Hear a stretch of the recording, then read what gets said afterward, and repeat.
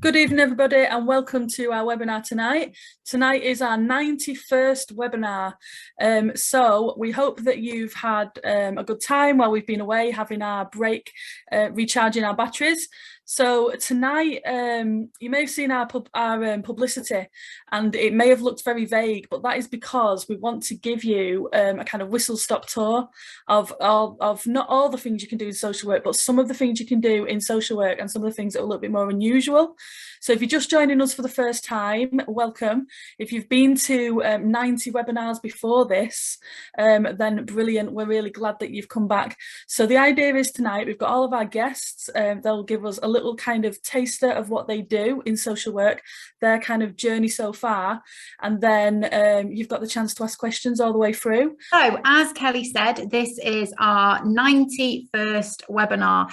This is, if you haven't already seen, then the announcement we want to make tonight is that this is going to be our final season.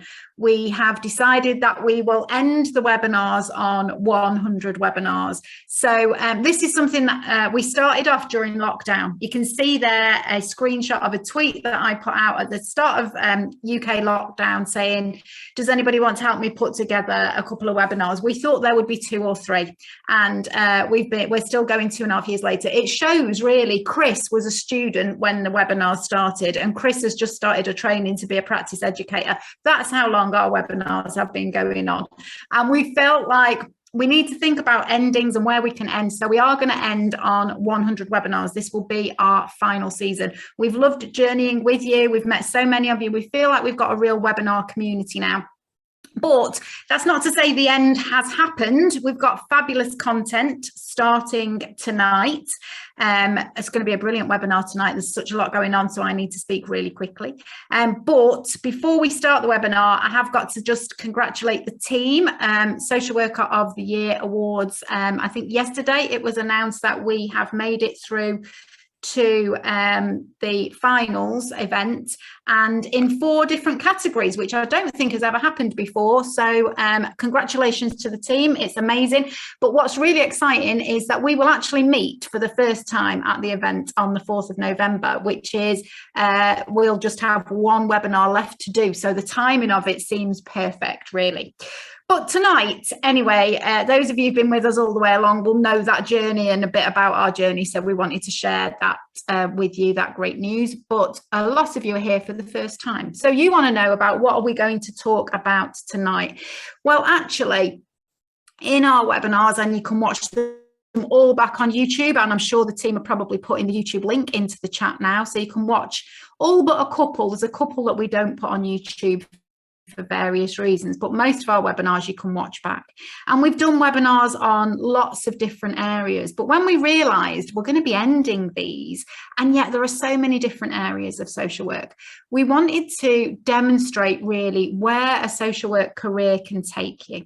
Sometimes people come in, and I hear, you know, student social workers. I'm a practice educator. I think one of the students I'm working with might well be here tonight, I don't know, but I hear students say, I don't know where I want to be in social work, whether I want to do children's or adults, almost as though it's just that one or that one. Actually, there are so many different places that a social work career can take you. And tonight we've got 6 amazing guests telling us about really unusual aspects of social work and sharing a little bit about their career. I think it's almost see it as a bit of a speed dating session, really. You're just going to get about 7 minutes on a particular person's career. But if you are really interested in their area of work, then ask them a question and they'll be here, you know, with us all night. It's just that they've only got, they're limited to 7 minutes or so each. In terms of where your career can take you, though, as a social worker, I just wanted to introduce this as a theory idea, because our webinars are all about theory and reflection, and they have been from the start.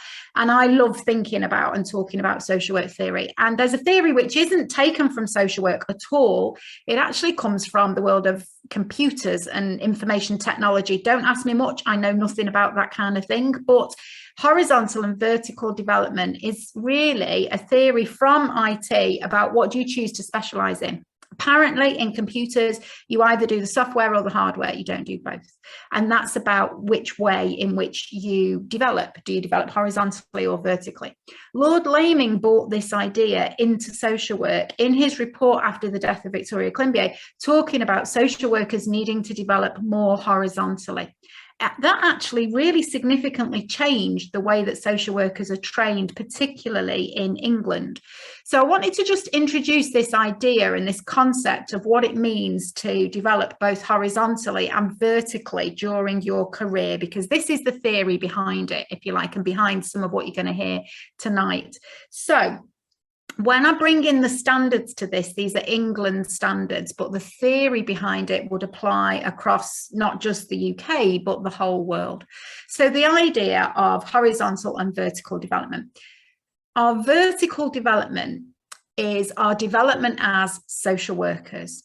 All of us here, everybody on the team, our 6 guests tonight, everybody in the audience, we are all continually developing as social workers. I've been qualified for 32 years. I still learn something new every day.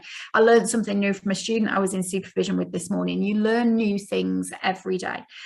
And that's your development as a social worker, which will continue through your whole career.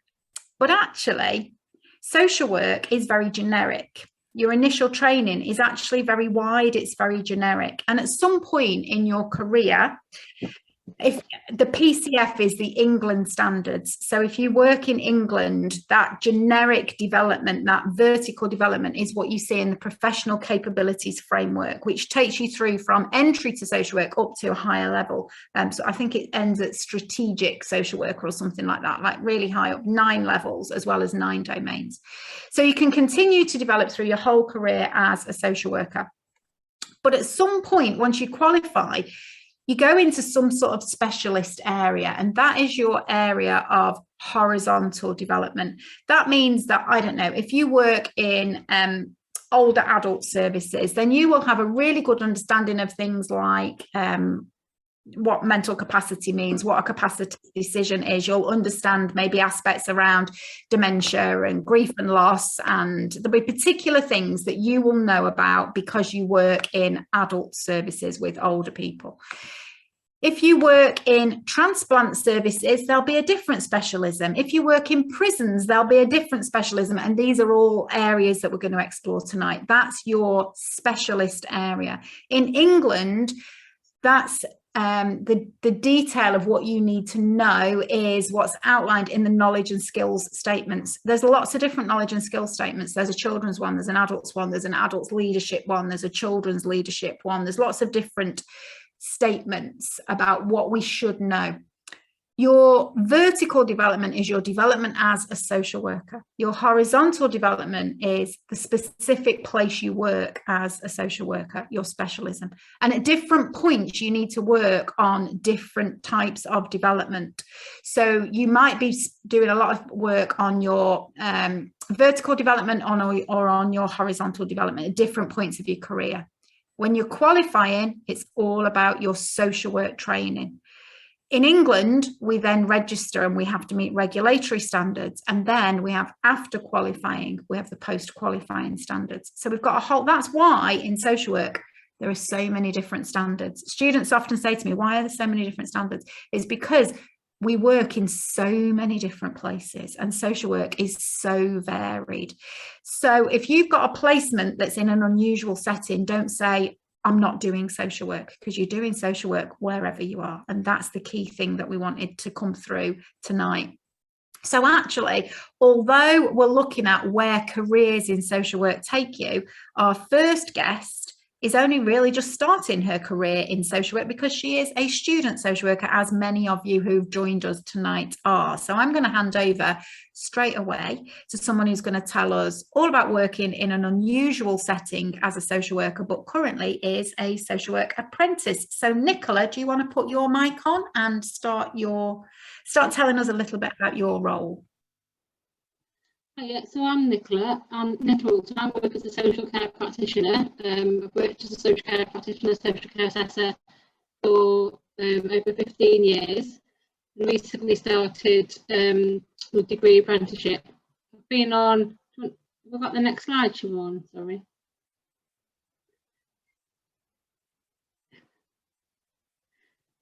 yeah, worked as a social care practitioner for over 15 years on various teams, all with adults, older adults, younger adults, adults with physical disabilities, neurological diversity, lots of different, on various teams, learning disabilities, mental health teams. I've trained as a work-based supervisor and I'm a deafblind assessor.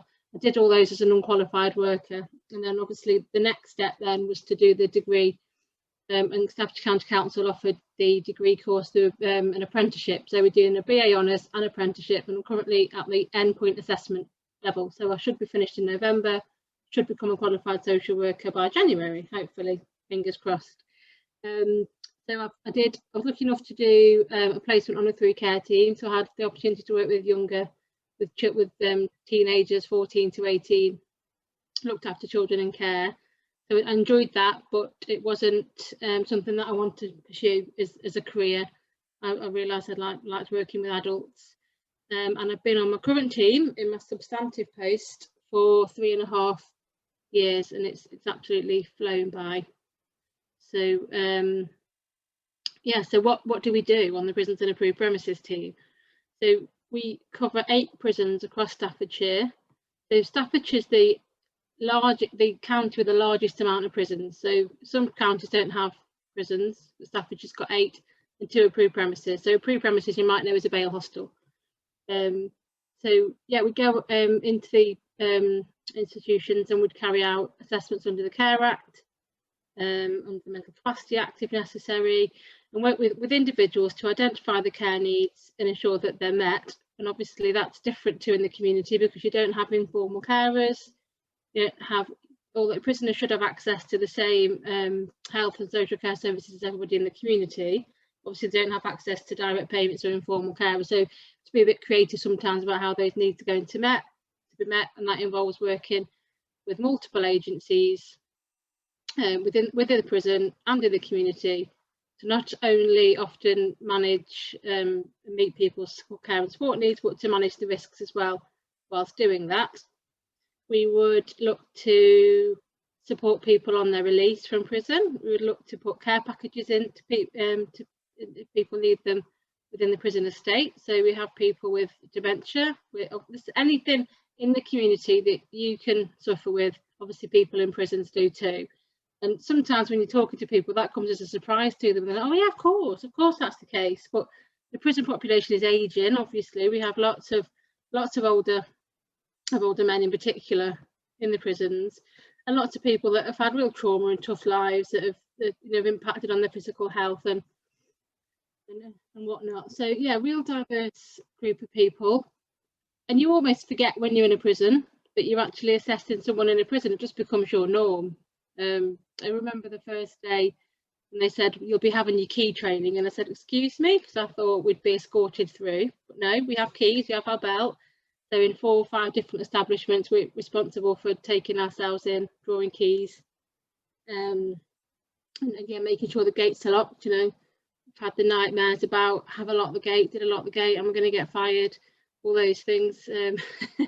It's just not something I suppose most social workers think about. It's not, is it, that you're going to be unlocking and locking gates and being responsible for all those prisoners sort of not leaving the establishment. So obviously, yeah, I'd advocate for people. Today I've supported somebody with Asperger's in his parole hearing, so I was there from 9:30 till 3:30 with him, just sort of as an observer.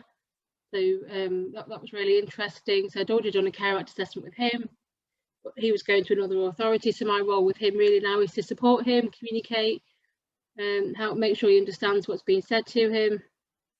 So that's really interesting. Obviously we want to promote independence and inclusion as we would in the community in an oppressive environment. So we have to recognise the challenges and the oppression faced by prisoners in the environment that they reside in. And I notice we work with multiple agencies, and the language that we use is different, our attitudes can be different, and I think it's about sometimes challenging different people's views, but recognising that they have a different role to us as well. So yeah, I don't know whether anyone's got any questions. I've just gibbered on. No, I think that's fabulous, Nicola. And I tell you what I was reflecting on was when you said people are often surprised by what we do in prisons. Yeah. Before I moved to Northern Ireland, I lived in Staffordshire for 30 years, and I remember the prison's social work service being set up. And I remember asking them, well, what does prison social work entail? Because I was thinking probation. I was like back in the day of thinking about that kind of area. And then when they said, well, we've got to do Care Act assessments in the prisons and people need care packages in prisons. And I remember being really quite surprised by that. And it challenged me and my own assumptions and my own thinking. But then I think there's some fascinating sort of difficulties around ethical dilemmas of you holding keys and you locking somebody up behind you after you've seen them, and that must be very challenging in terms of our values and ethics as a social worker. So I think it's just a really fascinating environment to work in. And I know Becky on our team did her first placement in a prison, and so I know there's a lot of interesting things to do as a social worker in a prison. So I don't work in sort of a particular prison, so I do my visits in the prisons and approved premises, then work in the office or do my admin at home. So it's I don't know whether I could cope with working in the prison all the time. It's quite an oppressive environment. It's not. So there is forensic social workers that do all of their time in the prison, but we have that varied role. We do get to talk to carers, we do get to work in the community with people in approved premises, support release, put things in place for release. So I like about it that it's varied, it's flexible. That's but it's challenging. Thank you very much for sharing with us. I know that there'll be questions going on in the Q&A and people wanting to engage with you in the chat as well, I'm sure. So thank you for starting us off with that, Nicola. That was fabulous. And we're going to move on very quickly now to Lianne, who is one of only 5 social workers doing your role, Lianne. Is that right? I think I've got that right. It's just 5 of you. It is, that's right. Hi everyone, I'm Lianne and I'm a social worker on the liver transplant unit in Newcastle. Can I have the next slide please, Siobhan? So just to give you a bit of background about me, I left school in 1991, 2 GCSEs and pretty hopeless future. Went back to college, did a BTEC in health and social care, always worked in residential homes, in end-of-life care, at home and in hospices. Always wanted to do a social work degree but didn't have the qualifications to get onto the course. In 2005 I applied and was given access to the course with my life experience, which was absolutely amazing. I didn't have to do an HAFC, but was back at university as a mature student and 2 small children. I always wanted to work in palliative care, was really lucky, so I got my final 3rd year placement in the palliative care team in the hospital that I still work in now. When I qualified, I worked for an agency with the palliative care team, and then the liver transplant role came up and I was offered that as a 10-month post, which was much more it was better than just kind of working week to week with the palliative care team. So I took the post and I'm still there now. Can I have the next slide please, Siobhan?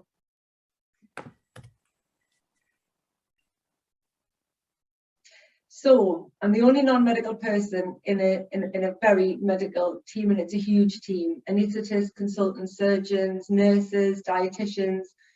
It's really challenging to work on your own as a social worker in that team, and you've got to be pretty confident. Bearing in mind that I was newly qualified when I started in that team, I was anything but confident. Fortunately, because I've been there for so long, I think I pretty much know my role now, and I've very much made it my own. So yeah, as Siobhan's already said, there's 7 liver transplant centres in the UK and only 4 of them have social workers, so I'm one of 5. We carry out psychosocial assessments for people, so we would do Care Act assessments for someone if they lived within our local authority. I'm employed by my local authority, so I'm a statutory social worker, but my role is very much kind of non-statutory because most of the people that I work with live outside of my local authority area.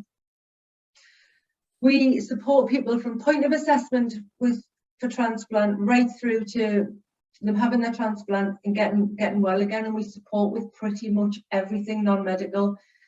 So things like finances, helping people sort out their benefits, helping them with employment, and that's especially important when they're returning to work after they've had a transplant. Education for all. I am an adult transplant social worker. We still transplant people from 16 upwards, so we can have people that are in education still that come to us for transplants. So it's liaising with education, making sure that housing's appropriate, substance misuse issues. Probably the majority of my role is carer support. I do an awful lot of counselling with carers. End-of-life care planning. Not everyone who goes onto the transplant list is well enough to get a transplant or is lucky enough to get a transplant in time. It's really important to have boundaries because we work with people for years. So because I've been on that unit for 14 years now, there are people that I still work with that were transplanted when I first started. And it's really important that you maintain your boundaries because they become like your friends. You've known them for so long. And also in terms of what you do, because what we want to do is to kind of promote independence, not to foster dependence upon us, which can happen a lot. As I've said before, there's the statutory and the non-statutory work. Not all of the transplant social workers are employed by local authorities, so some are employed directly by the NHS. We do a lot of crisis intervention. People kind of come crashing through the doors and they're really sick, or they've got children at home, they're in abusive relationships, they have substance misuse issues. So there's a lot of crisis intervention, but also, you know, lovely stuff, relationship-based work, strengths-based work, motivational interviewing, because people get really despondent when they're on a transplant waiting list, and it's down to me to support them and to kind of make sure that they're in the right headspace to be ready to undergo a transplant. There's other kinds of transplant social work. So, you know, my role is specific to liver, but there are children's transplant social work. There are in all of the disciplines, so kidneys, heart, lungs. But yeah, that's pretty much in a nutshell my transplant role. I think I was just really lucky to fall into it straight from uni, really. Yeah, I think it's really interesting, Lianne, that you went from that palliative care into the transplant, because there are so many similarities there, aren't there? And you can see a lot of that. But just as you were talking, just thinking about listening to you and then listening to Nicola, I was just thinking, basically, wherever there are people, we need social workers, because people have all of those difficult issues that you were talking about. Whether you're a prisoner or whether you're someone who needs a transplant, you're still going to have those issues, those difficulties, those problems that people have, and that's what we do, isn't it, really, as social workers? So I think that's one of the things that I'm seeing as a thread through both presentations. So thank you very much for that, Lianne, and I'm sure people will be wanting to know things from you in the chat and questions. I've just seen a question in the chat that I'll answer now. Why is there only 4 transplant social workers? Because there's only 7 units, and NHS England have built into their conditions that each unit either has to have a social worker or a psychologist. So thank you very much, and people can keep on posting questions for Lianne and Nicola as we move on now to our third guest, Rachel. Now, Rachel's given us some slides, and I am fascinated to hear about Rachel's role, because I think I still don't quite understand what it is. So I'm really looking forward to listening to Rachel telling us about her role. So Rachel, are you there? Can you put your mic on for us? Hi, can you all hear me? Yes, That's fabulous, good. Rachel. So I'm Rachel Caunce. I am a social worker, but I've recently taken on a new role, which is a care provider support officer, which is combined social worker and quality assurance lead, which I never thought in a million years I'd ever get to this point. So if we go to the next slide, I'll explain my journey. So there's a little pretty picture of myself. For me, my journey into social work started back in 1988 when I volunteered in an Alzheimer's Society coffee morning. And my best friend's mum was the matron, and they were always needing, you know, volunteers. They're like, come on along, Rachel, you're all bouncy. And, you know, it never fazed me having the same conversation with lots and lots of different people. So even at the age of 11, I thought to myself, oh, I quite like this. And then that kind of continued. My friend's mum then moved into school education, and she took me with her as another volunteer, as an activity support worker with children with disabilities, which I used to do every single summer, and I absolutely loved it. And in the end, when I was 16, I was a little coordinator, so I felt really big and brave coordinating all these activities for children. And again, my like I said, as my career moves on, it's all been inspired really by my best friend and her mum. She took me into the nursing role, so I did start my nurses training. Started that at West Abbey, worked in the Knoll as well in Yeovil, and it wasn't really for me. And it was until I don't know what happened, but life just got in the way again. Something else, as it does, up and down. I joined the Royal Air Force, which I again enjoyed, and another health related. I did dentistry, which was quite exciting. And then I think probably once I left there, I moved back into the care. I didn't really know what I wanted to do. I loved people, loved adults, loved working with adults. Followed my dream into becoming a manager of a care home, and then the owner actually said to me, she put the idea into my head, she goes, have you ever thought about being a social worker? So I was like, well, no, actually I haven't. So having had some conversations with her, looked at what I was doing, the role I was doing, and then I decided to take the leap and become a social worker, and I qualified in 2019. I started off in children's, and as Siobhan did say earlier, my view, I always thought you either had to be children's or an adult social worker. I had absolutely no idea that there was all these other different jobs. So I was a student in what they call the CLA team, Children Looked After team, before I moved over into my permanent post there. I was there for about 3 years from student to finish. And then I decided I wanted a new challenge, missed working with adults. So I went back into the HIS team, absolutely enjoyed it, really, really fast pace, probably a bit too fast for my liking. So I saw this job offer come up to work as care provider support officer. So I thought, well, you've got to be a social worker. That was the only mandatory criteria for it. So I applied. And if we move to the next slide, this takes me to the care provider support officer. So this one's quite a diverse role, and it's new. It's a brand new role. It's organic. It's growing literally every single day. So initially it was only kind of divided into sort of 3 different areas. So the main part of my role being a care provider support officer to all care providers in Somerset. So that could be anybody supported living, domiciliary, agency, residential care, nursing care. So if they've got an issue or they need support from following a quality assurance visit or CQC visit, then I would take their report and I would go and support them, and we will develop an action plan together.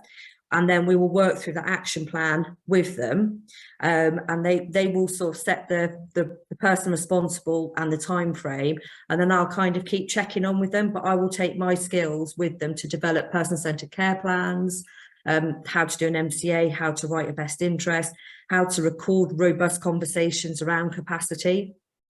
Especially as the legislation's changing. So I'm kind of trying to support them to understand the legislation that's going on and get to grips with that. So they, you know, when they do have those quality assurance visits, all the CQC visits, you know, they are moving with the times, because I think a lot of providers have been caught off the bat with some things. So for me, I kind of go in and I'm really, really supportive. But then that brings me to the other side of my role, which is a quality assurance lead. So I am actually one of the people that goes in and completes a quality assurance visit. So I normally go in either before CQC or after CQC, and then we'll combine the 2 reports, work together, and I will literally, that's when I'll swap my hat and then be the care provider support officer. So juggling those 2 roles, that's probably the bit that I find the most challenging and, well, ethically challenging, and relationship boundaries. So it's really, really important to be clear with who I am and the role that I'm taking on when I go into a provider's environment, so that they don't get confused or think, oh, is she here as a quality assurance lead, or is she here to support me? Because that's one of the first conversations I have with most of them. I'm really clear with what I do as a role and the capacity that I'm in there when I'm visiting.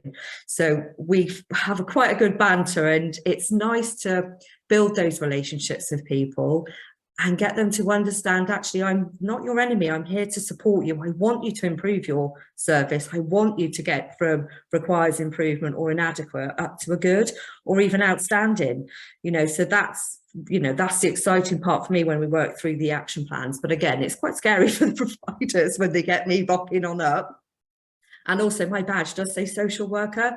So that's the other thing. When I go in, they're like, oh, I've got a social worker, right, I've got this person. And, you know, they will home in on those qualities as well, that experience and that knowledge, to support them with writing care plans, writing mental capacity assessments. And they'll often just ring me and say, can you just come and shadow me while I do mental capacity? Can you just review my mental capacity assessment recording so that I know I'm up to speed? So that's when I'll go in as both quality assurance and my sort of care provider support officer. So it can get a bit blurry at times, but as long as I'm really clear with myself, and as probably other social workers say, sometimes those lines get blurred, and I'm really clear with the other people, then for me, it works really, really nicely.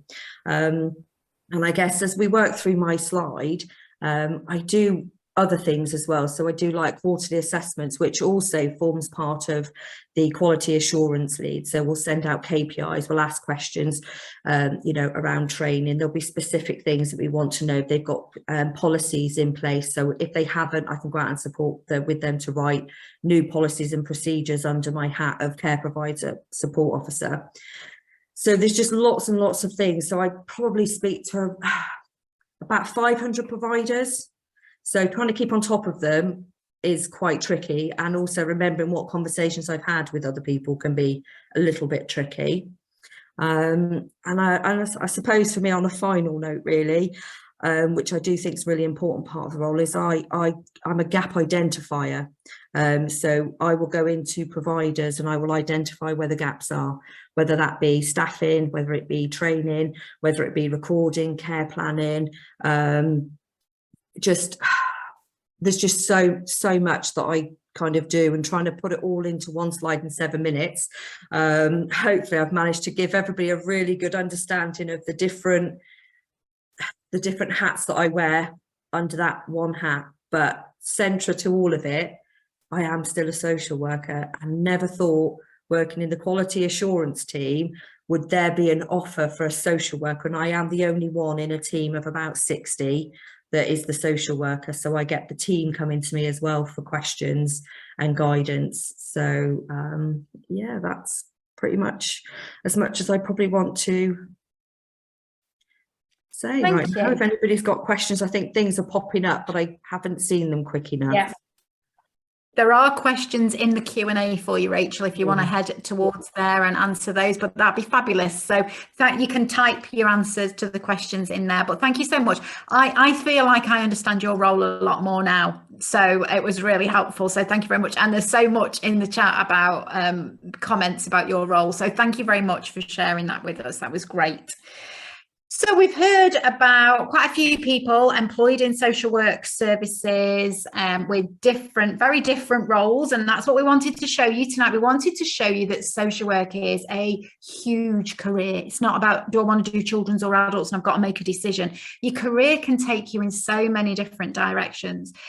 But we're going to hear now from a couple of people who are independent, because sometimes, as our career develops, we do become independent, and we can work as independent social workers in lots of different ways. I became independent a number of years ago and love the, in the way, the freedom that gives me, whilst I still have those boundaries of being a social worker. And so we're going to go on to our first independent social worker, Tess. So Tess, if you want to put your mic on now, that'd be fab.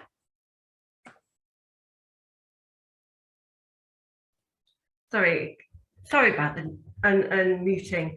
Hi everyone. Yes, I'm Tess King and I'm an independent social worker. Could you put onto the next slide, please? Sure. Thank you. So, yes, I qualified in the year 2000 and started my social work career in a local authority's children and family team, and in that team I did a range of work. So we had quite a mixed caseload of working with families where there are child and need plans, working with child protection concerns, cases progressing to court, working with children in care. So that involved completing lots of assessments, responding to child protection concerns, and developing my skills in initially in my social work career, working with families, working with children, working with other agencies. And I think that provided such a really brilliant opportunity and experience of seeing everything from the centre of what's going on for children when they've got agencies involved. So working with all sorts of different agencies, getting a sense of what all the different roles are where social work practice can take you, and that was really useful. And after that period, a period of about 3 years, I moved to the NSPCC and I remained there for 18 years. And I guess this is where I really built an area of specialism and expertise. And I was thinking about that with Siobhan's earlier slide around that sort of horizontal development, because primarily I worked in a harmful sexual behaviour service for children and young people.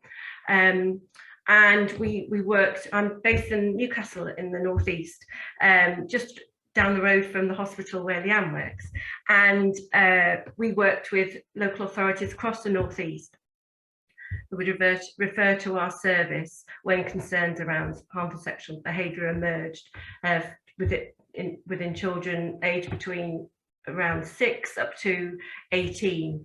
And I've been involved in completing lots of assessments, understanding more about risks and the needs of those children and young people. Those assessments being used to inform decision making about placements, about long-term plans, around contact, around different activities. So those assessments have held significant weight and importance in terms of planning for children and young people.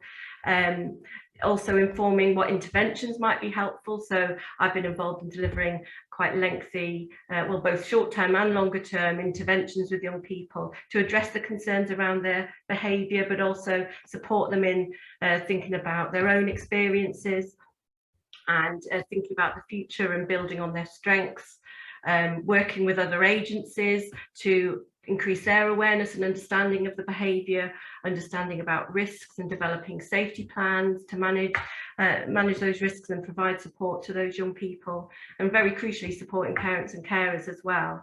So lots of direct work with children and families and working alongside other agencies to address those issues. And as well as that, providing consultation to other professionals, providing training around these issues with other agencies and other professional groups, and through that becoming a practice educator as well. We had a number of social work students on placement with us, so supporting them through their social work training and thinking about the skills that we were using in our service being transferable to many different aspects of social work practice. And I guess another key part to working for a charity and a different kind of agency is there were lots of other activities going on there. So there's fundraising and campaigns and lobbying, campaigns, advertising campaigns, and it was really interesting to be involved in some of those things as well, alongside development work of services. So I guess I really valued that opportunity to have a range of different experiences and develop that sort of particular knowledge, but also doing very fundamental social work skills. And I think, as Siobhan said, that's really struck me today about we're working with people and the skills are so universal in lots of ways, even though you might develop some particular knowledge about specific areas. And I've also been a team manager in that team as well, moving on to sort of developing those services, delivering those services, and supporting staff development as well, which again draws on lots of social work skills. So now, over the last year, I've become an independent social worker, and I wanted to use the skills and the experience and the knowledge that I developed because it had been a huge interest of mine, and I feel like I wanted to continue using that in my current role. So I'm now delivering all sorts of different types of work, so continuing to do direct work, providing consultation and delivering training to a range of different agencies. And I think what's been really great is I've been able to have the autonomy and freedom to do things a bit differently, not working in an agency and having those formal structures around me, but also using all the good practice that I've learned over the years to build on the things that I do. So drawing on all those elements of good practice that are so fundamental to doing good assessments and engaging with families and providing support to other people. And I guess one of my worries about, or apprehensions about being independent, was that I'd be really isolated, but actually I've been able to develop really good networks with other independent social workers, with other agencies and other practitioners who I hadn't had contact with in my previous role. So there's a world outside of sometimes the agencies that you're working with, which has been really brilliant to connect with, such as this, for example. And I've also had to learn a number of new skills that weren't part of my previous role. So managing finances and sort of setting up a business and doing all the different administrative tasks that I'd never been involved with before. But I guess what I have learned is there's loads of people to help you with that, and there's loads of support available. So actually the things that maybe might have prevented me in the past doing this, actually there's lots of support, and those things have been much more straightforward than I thought. And so far I'm really enjoying it. I'm really enjoying building up. I'm really enjoying doing different things and doing things differently. And I feel really excited about the next period of my career. So I haven't had, I'm happy to answer questions. So I hope people, please feel free to post any in the Q&A. Fabulous. Thank you so much for that, Tess. I really like the way you said that. I'm enjoying doing different things and doing things differently. I think that was a lovely phrase that you used there, and I think that does describe being independent, that freedom that it brings, that diversity that it brings. And yeah, there are a lot more social workers in the UK becoming independent now, so much so that there are specific services to support independent development and things. So thank you so much for sharing that with us, Tess. I think that was really helpful. And we're going to go on to somebody who is just becoming independent now, but also shows, I think, Tess, you said about there's a world outside of, and I think that our next guest is going to show us something about that world that's outside of the world. I suppose we're going to see the whole world, because the slide that we're going to go on to for Deirdre has got the world on it. So Deirdre, do you want to take us through what you're going to share with us? Love to. Thank you, Siobhan, and hello everybody. I suppose just before I do start, I want to give you a wee trigger warning, because I am going to be speaking about the substantive part of my social work career, which has been in palliative care.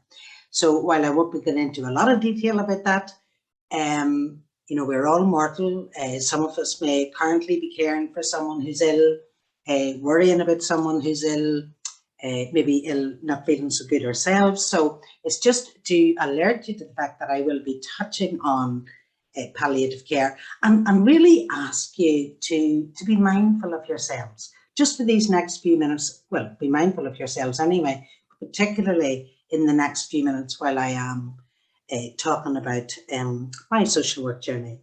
So be mindful of yourself in the sense that if you need to go away or to lead the session, then please do be gentle with yourselves. So with that wee preamble, maybe just to explain why there is a picture of a globe. I qualified way back in 1990. So I'm a social worker now for 32 years. And I qualified in July of 1990, and in October, I headed off to Nigeria. And I was delighted there just to catch a couple of names of some of you who are joining us this evening and to recognise them. Kehinde and Uche, I think, were the two names that I noticed. So I'd love to greet you in both your languages, but I'm only a little bit good at Yoruba. So I went to Nigeria, and really my work as a newly qualified social worker there wasn't in social services at all, but really in the area of community development. And it was my first kind of launch into public health, if you like. So we would have done a lot of work in the local communities around latrine building or clearing scrub, where that was because people were paying for any kind of healthcare services, get into credit and loan schemes, which brought us into social justice.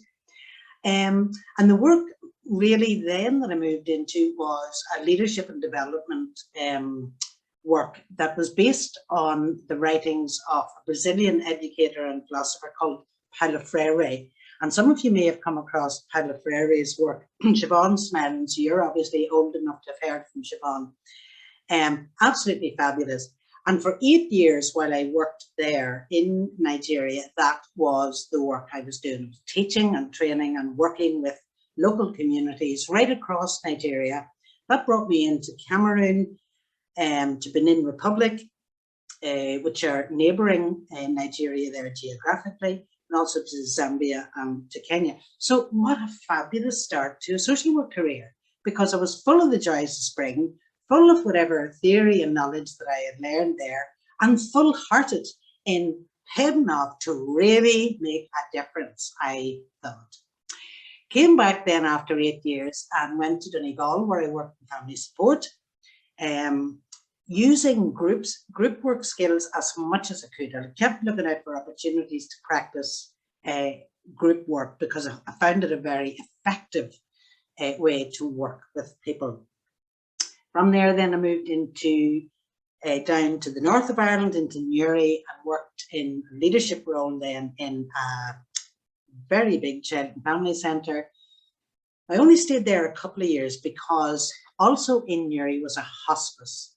And in 2008, I took up a post as social worker in the hospice there. And Lianne said about falling into her dream job straight after university, nearly in her first post. That is when I found my home. And I've worked in specialist palliative care then since 2008, right up to currently.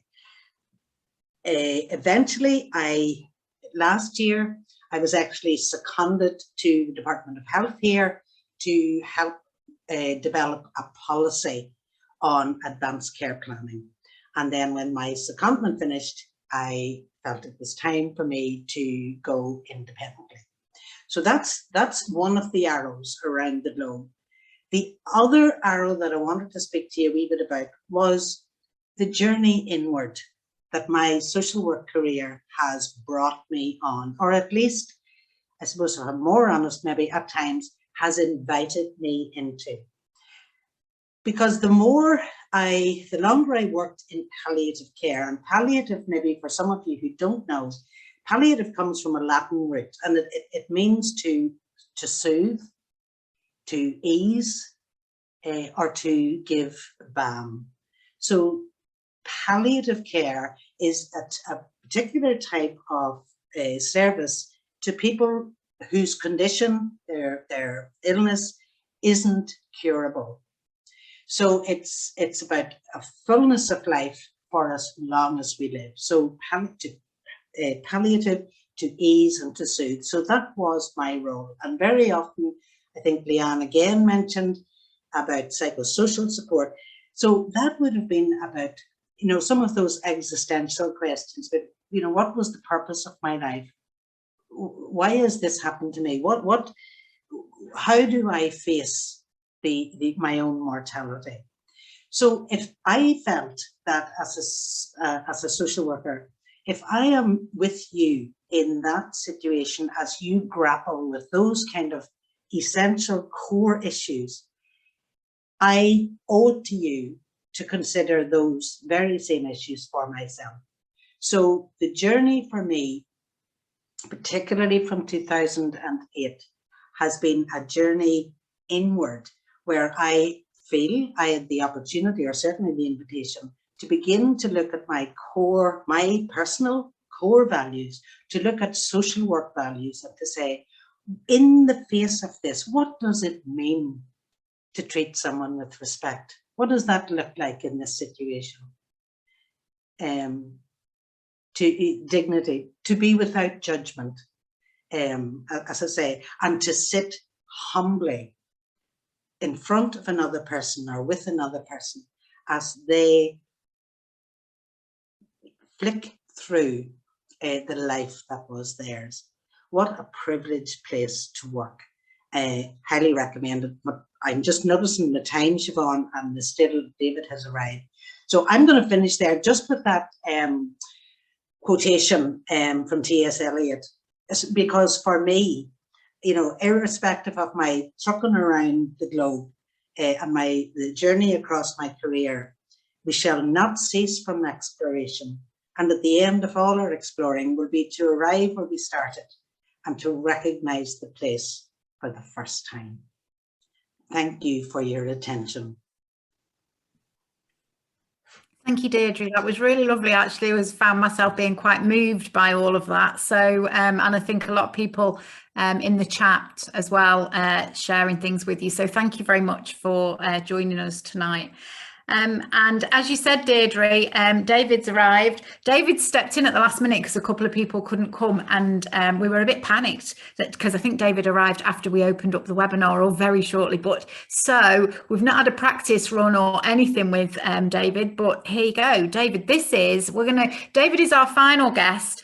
And I'm thinking kind of runs through from what Deirdre was saying about, you know, the globe and it taking us around the world, because David is going to tell us a little bit, just for a short time, about his experiences setting up as a social worker a therapeutic farm in France. So not only, you know, does our career take us in different directions, different places, we can do all kinds of different things. So David, do you want to tell us, are you going to be able to put your mic on and tell us a bit about your experiences? Can you hear me?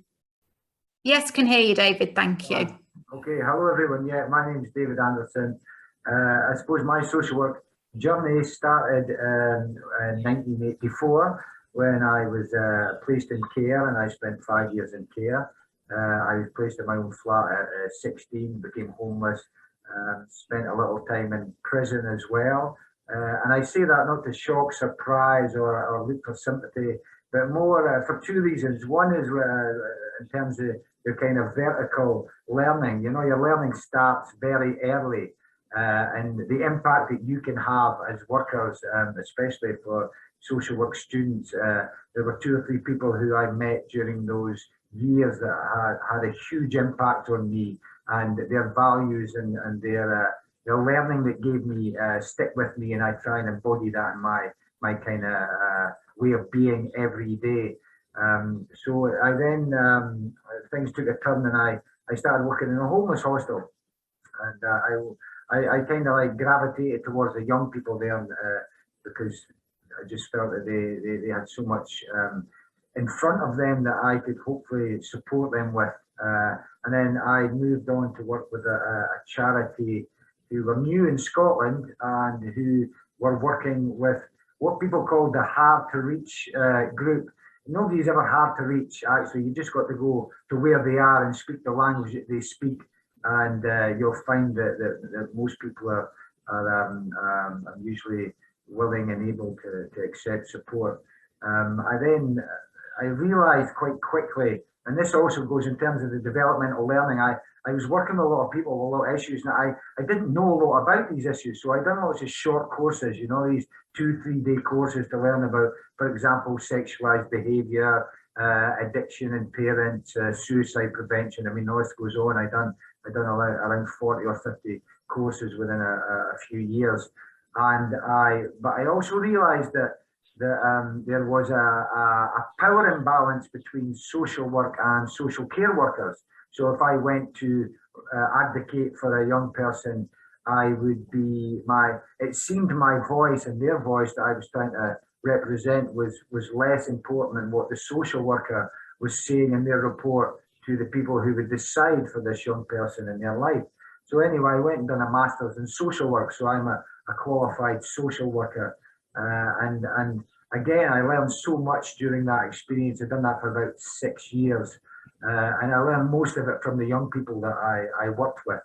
The charity had some issues with finance, so I then became a real social worker and worked for a children and families social work team, and that too was a great learning experience.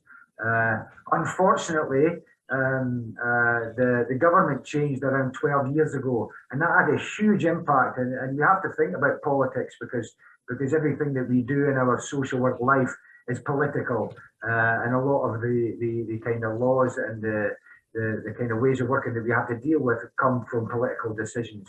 So this government came in and they started amalgamating teams, and I found myself justifying decisions on the basis of finance as opposed to true care for the people that I was there to support. So and this might be, some people might see this as an easy way out, but I jumped ship and I went away and I went to Spain and changed my life completely, and I opened a restaurant, and I was very fortunate to meet not only a beautiful woman but a very intelligent and empathetic woman who has various competences, and in our discussions we decided, because one thing I learned when I was working, I had an allotment when I was working for this charity, and I used to take the young people up to this allotment, and I found that working with nature and animals as the kind of third object, if you want to speak about theory, was just so powerful, and it just worked, and it done more than anything I could do. I kind of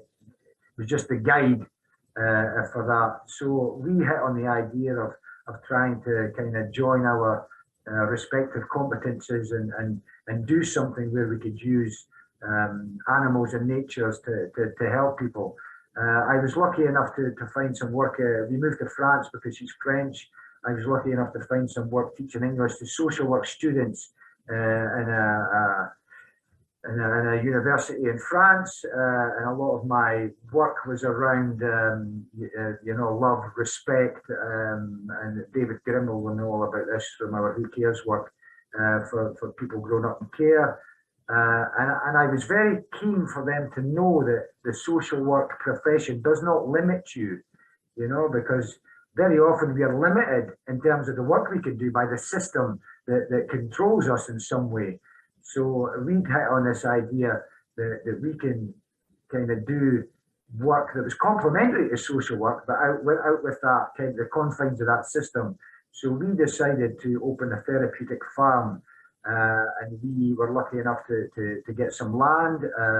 And for the last 4 years, we have developed that. It's been a huge, overwhelming project. That has consumed our entire life, but it's a life choice, and it's something that we enjoy greatly. The people who we work with, we have people who come and stay with us in our family. We have young people who come and stay regularly. We have groups, we have schools, we have people with various neurodivergent people, and we have things that I learned, and this is also about that learning that you have, and when you go through your career and your learning and your training, the kind of theories that we use is we had a no rejection policy. We never say nobody is unwelcome, because a lot of services and things try and put people in boxes. So we try and kind of like work outside that, and we try and accept people just as they are. And we think that the environment and what's there will do everyone some kind of good, some kind of benefit, including us, because as has been mentioned before, it's a learning process and it's a two-way thing.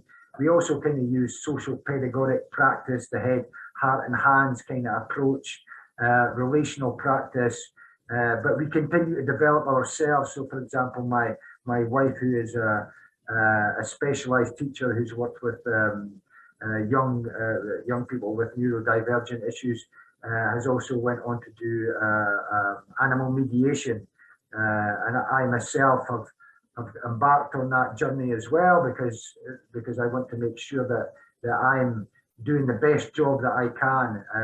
So that kind of vertical learning, it never stops, and it's a two-way process, as well as doing like courses and all that kind of stuff.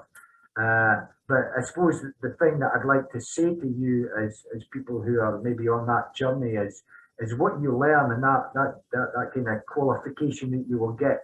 If you keep augmenting that as you go, then the world is your oyster in terms of where you can go with that. And I know that people are restricted by finance, by environment, and by other things. But actually, if you have a dream and you've got an idea in your head and you've got the gumption to kind of explore that, the likelihood is you will achieve it. And the good thing about what's happening here with this kind of group and what happens with other groups is there's a lot of support there and a lot of advice and a lot of avenues that you can take where people will help you and respect you. And if we work collaboratively and together, then I think the social work profession in all its kind of like global potential will be a better place for what we can all do. So that's a kind of a very, I think it was very quick actually, so I'm surprised at myself. I hope that was understandable, and I'm very open to any questions that you may have. That was fabulous. Thank you, David. I think there are some questions in the Q&A for you, or Dave will pick them out for you out of the chat perhaps. But thank you so much for that. Really interesting. I'd tell you what I was thinking as you were talking was how much social work theory is woven into what you're doing on the farm. And yet, if we were to ask some social workers how much theory is woven into what you're doing, sitting at a computer and just typing into forms, for me, it's about real social work. And so I'm really pleased that you were able to share that with us. And just to say to people who are here in the audience, you can read about David's journey as well in the brilliant book, Insiders, Outsiders, which is all narratives of care experienced social workers, which shares narratives from lots of social workers who have experience of growing up in the care system. But thank you so much for that, David. That was fab. And I can't wait to come and visit, really, if I'm honest with you. David, you've put your hand up. Hey? I want to come and visit you. I've been looking. I think yes, that's on my list, my bucket list. Yeah, Siobhan, I just wanted to say the biggest question for David is, does the farm have a website, or how can people find your farm? Yeah, right. I'm gonna type that because we have a Facebook page that my wife is very good at updating, because obviously families and people who come and enjoy where we are, they want to see it, and we have permissions, we have all the permissions, everything's done very professionally in terms of seeking consent for photographs. So everything you see on the screen has been vetted and agreed to. So I shall put it in the chat just now. The website I'm working on, so it's a work in progress. Brilliant. Fabulous. Thanks very much. Thanks, David. Okay, so if tonight was your first webinar, one of the things that we always encourage you to do is after the webinar is reflect. You'll get a certificate sent to you. You'll get a follow-up email where we'll send things like David's Facebook page for the farm and things like that. We'll send out any information that any of the guests tonight have given to us. But we would encourage all of you to reflect on the webinar and think about your learning. And from my perspective, see, we just set out to say, where can a career in social work take you? And I've just tried, as I'm listening, to think about some of the core connectors between everything. And what I've really learned is every single person here tonight, although they're hugely varied careers, working in hugely varied areas, talked about working with other professionals. Interprofessional working in social work is key. The idea of understanding social work and making the role your own in different settings, in different organisations, you've got to be confident in yourself as a social worker. You need to understand what social work is outside of it's this particular form that I've got to fill in. It's being at home in your skin and comfortable in your skin as a social worker. Wherever people are, they're going to need social workers. Social work skills are transferable. The key thing that came through for me tonight was everybody talking about working with people, that working alongside and being with people. And I suppose the key message that I took from it is for all of us, and we've got long and varied careers here as well as people at the start of their career. I wrote down here, wherever we go and whatever we do, we're always social workers in our hearts. And I think that's a key thing of social work can take you on so many different journeys, and wherever you go, whatever you do, for me, social work is not what I do, it's who I am. And when it's who you are, you can do it anywhere. And that's the key thing about social work, finding your skin as a social worker. And so we hope tonight has inspired you in different ways and given you some ideas about where social work can take you as a career. If tonight is the first night you've joined us as a webinar, every webinar is different. We have a different style every week. So we hope that you'll join us again. Next week, we've got a session that's led by a guest called Tommy Whitelaw. I've often spoken after Tommy at conferences, and he is brilliant, and it will be an amazing night. He's going to talk to us about how, as social workers, you make a difference. Then we'll be looking at forensic social work, and then we're going to go one to our back to basics webinars, which are always popular, which are led by the team, and we'll be talking there about confident decision making in social work. So all it remains really for me to do is to thank our guests for tonight. We've stayed within time, which is amazing when we've had 6 guests to share such rich careers. So thank you to everybody for sharing tonight. And the guests, you should have a link, and we'll see all of our guests shortly, just to debrief and make sure everybody's feeling happy with how tonight went. But for all of the everybody who's joined us tonight, we hope that you've enjoyed the session. We hope that we'll see you again next week. Remember that this is our final season of webinars, so it's the last time that you'll be able to join us live, and joining us live is always more fun than watching us back on YouTube. So good night, everyone. Bye.